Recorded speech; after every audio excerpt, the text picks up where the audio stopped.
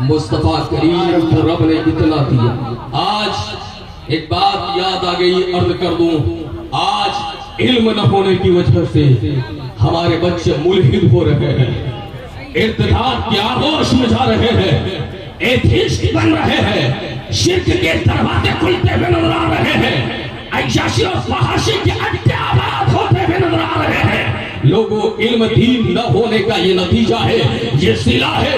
یاد رکھو، آج خدا کے وجود پر دلیل کا مطالبہ کیا جا رہا ہے کہ خدا ہے یا نہیں. یاد رکھو، خدا کے وجود پر سب سے بڑی دلیل مصطفیٰ کی ذات ہے، پاشدار کائنات ہے، رحمت دو عالم ہے. اور اللہ نے کہا بھی نہ قد جاءکم برہان من ربکم، تمہارے پاس اللہ کی طرف سے برہان آ گیا، دلیل آ گئی. لوگوں، مصطفیٰ سے بڑھ کر کوئی دلیل نہیں. اور پیارے، ہم آپ وہ خوش قسمت ہیں کہ جتنے نبی آئے، جتنے رسول آئے، اور ان سب کے آنے کا منشا تو یہی تھا. مفتی اعظم ہند کی زبان میں سنو تو رسول انہی کا تو مستہ سنانے آئے ہیں، انہی کے آنے کی خوشیاں منانے آئے ہیں، انہی کے آنے کی خوشیاں منانے آئے ہیں. سب بشارت دینے کے لیے آئے. لیکن پیارے، فرق یہ ہے کہ ان تمام نبیوں نے خدا کو دیکھا نہیں، خدا کو دیکھا نہیں. خدا نے کہا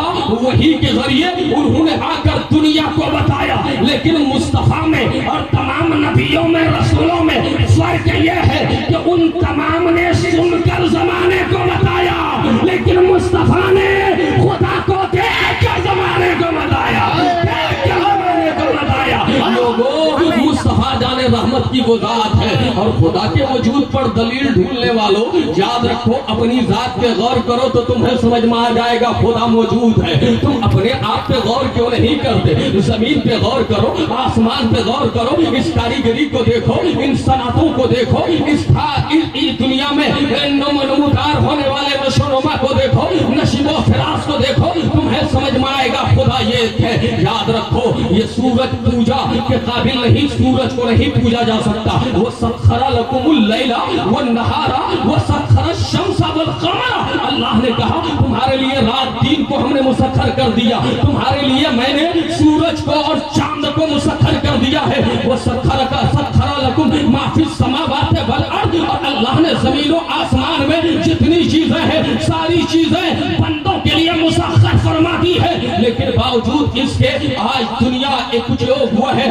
جو ان چیزوں کی پرستش کرتے ہیں، انہیں اپنا معبود سمجھتے ہیں. اور کچھ وہ ہیں جو سیدھے خدا کے وجود کا انکار کر بیٹھے، خدا کے وجود کا انکار کر بیٹھے. ظالم خدا کے وجود کا انکار کرتا ہے، خدا کے وجود کا انکار کرتا ہے. یاد رکھیں پیارے، یہ مائک میرے سامنے ہے اور میں آپ کیا کہیں گے؟ یہ مائک ہے تو اس مائک کا کوئی بنانے والا ہوگا نا بھائی.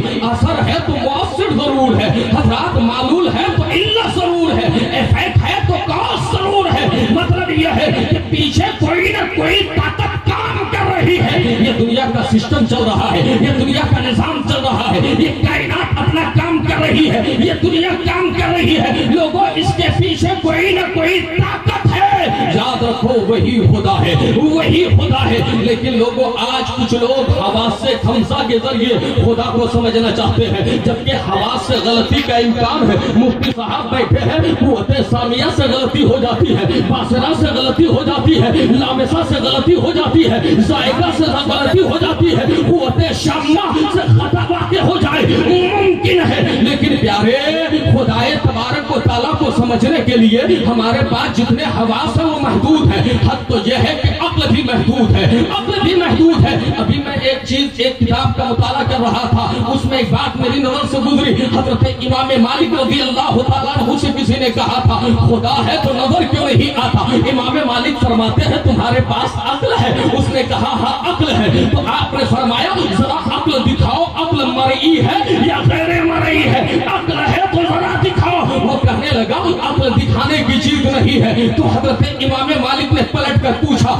جب تمہیں عقل نظر نہ آئے پھر بھی عقل کو تسلیم کرتے ہو تو کیسے؟ اس نے کہا آثار سے. اس نے کہا کہ ریزن یہ ہے کہ اس کی کچھ علامتیں ظاہر ہو رہی ہے جس کی بنیاد پر میں نے جانا ہے کہ عقل ہے. لوگ